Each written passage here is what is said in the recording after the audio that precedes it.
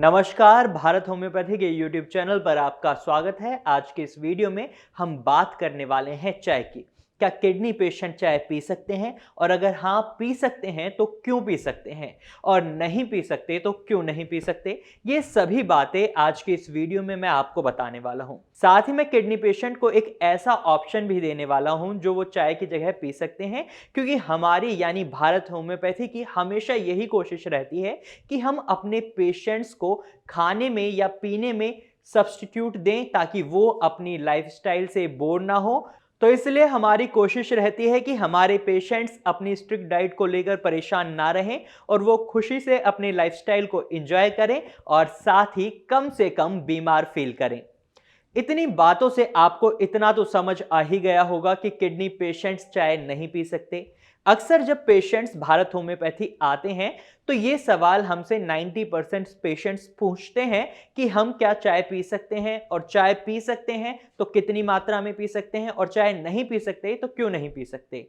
इतना तो हमें पता है, हमारी बॉडी में कई वेस्ट मटेरियल्स होते हैं और इन वेस्ट मटेरियल्स को हमारी किडनी यूरिन के थ्रू बॉडी से बाहर करती है। लेकिन जब उसमें कुछ खराबी आनी शुरू हो जाती है, यानी कि हमारी किडनी में खराबी आना जब शुरू हो जाता है, तो वो अपने इस काम को सही से नहीं कर पाती। चाहे वो क्रिएटिनिन हो, यूरिया हो या फिर एसिड ही क्यों ना हो, सभी के लेवल हमारी बॉडी में धीरे धीरे बढ़ने लगते हैं। और जब आपकी बॉडी में एसिड का लेवल बढ़ने लगता है तो एक सिचुएशन ऐसी बन जाती है जिसे हम मेटाबॉलिक एसिडोसिस कहते हैं। इस सिचुएशन में आपकी बॉडी में एसिड लेवल हाई हो जाता है, और एसिड जहां होगा वहां नुकसान तो होगा ही होगा। इतना तो हमें पता है। अब इस सिचुएशन का हमें पता कैसे चलता है, तो इसके लिए हम क्या करते हैं, हम इसके लिए एक टेस्ट करवा सकते हैं, सीरम बाइकार्बोनेट टेस्ट। इस टेस्ट से पता चलता है कि हमारी बॉडी में एसिड का लेवल क्या है। अगर सीरम बाइकार्बोनेट का लेवल कम है तो मतलब है कि हमारी बॉडी में एसिडिक ब्लड है, हमारा ब्लड काफी एसिडिक हो चुका है। तो हमें क्या करना होता है, हमें आपके सीरम बाइकार्बोनेट के लेवल को नॉर्मल लाना होता है, उसे बढ़ाना होता है। इसलिए हम पेशेंट्स को सोडियम बाइकार्बोनेट की मेडिसिन देते हैं। वहीं अगर आप मेडिसिन के साथ साथ चाय ले रहे हैं तो हो सकता है आपको इसका असर आपकी बॉडी पर नजर ना आए। इसके दो रीजन हो सकते हैं। ये कंफर्म्ड रीजंस नहीं है, बट ऐसा हमने काफी पेशेंट्स में देखा है जो भारत होम्योपैथी में आते हैं।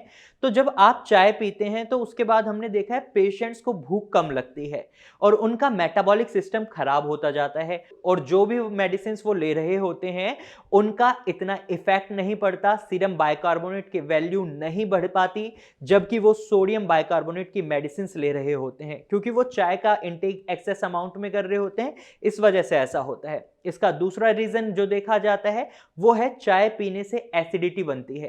कई पेशेंट्स में देखा जाता है कि चाय पीने से उनके शरीर में एसिडिटी बन जाती है। ये बात तो अक्सर हमारे घर में जो बड़े बूढ़े हैं वो भी कहते हैं कि अगर आप चाय पीते हो तो आपके शरीर में एसिडिटी बनती है, और जब आप चाय पीते हैं और आपकी बॉडी में एसिड का लेवल ऑलरेडी हाई है तो ये चाय आपकी बॉडी में एसिड के लेवल को और बढ़ा देती है। इसलिए हमें चाय का सेवन कम से कम करना चाहिए। अब अगर आपको हेल्दी रहना है और अपनी किडनी की रिकवरी जल्दी करनी है तो अब आपको चाय पीना बंद करना पड़ेगा, क्योंकि अगर आप चाय पीते हैं तो ये आपको एडवर्स इफेक्ट डालती है, आपकी किडनी पर इसका बुरा प्रभाव पड़ता है, क्योंकि चाय आपकी बॉडी में एसिड को कम नहीं होने देती।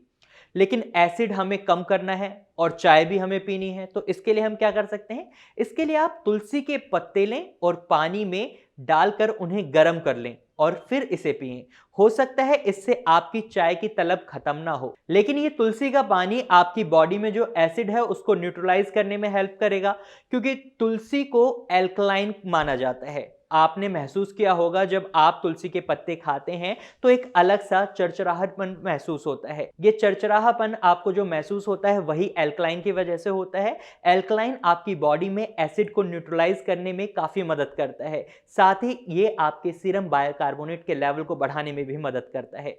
तो इसलिए अगर आप किडनी पेशेंट हैं तो आप चाय को आज से ही छोड़ दें, क्योंकि चाय आपके लिए काफी खतरनाक है। आप इसकी जगह तुलसी के पत्तों का गर्म पानी पी सकते हैं, ये आपके लिए काफी फायदेमंद रहेगा। तो आज की वीडियो में सिर्फ इतना ही, लेकिन इसके बाद भी आपके मन में वीडियो के रिगार्डिंग कोई सवाल है या कोई सजेशन है तो आप कमेंट करके हमें बता सकते हैं और सीधा आप नीचे दिए गए नंबर पर कॉल भी कर सकते हैं, क्योंकि यहां आपको फ्री ऑफ कॉस्ट कंसल्टेशन मिल रहा है। आप डायरेक्ट हमारे डॉक्टर से बात कर सकते हैं अपने कंसर्न के रिगार्डिंग। अगर आपको हमारी वीडियो अच्छी लगी है तो आप इसे लाइक करें। साथ ही ये इंफॉर्मेशन अगर आपको यूजफुल लगी है तो आप इसे अपने दोस्तों और रिश्तेदारों के साथ शेयर करना ना भूलें, और साथ ही साथ हमारे चैनल को सब्सक्राइब करें ताकि हम आप तक ऐसे ही और यूजफुल इंफॉर्मेशन पहुंचाते रहें। तब तक के लिए बने रहें भारत होम्योपैथी के साथ। Thank you for watching.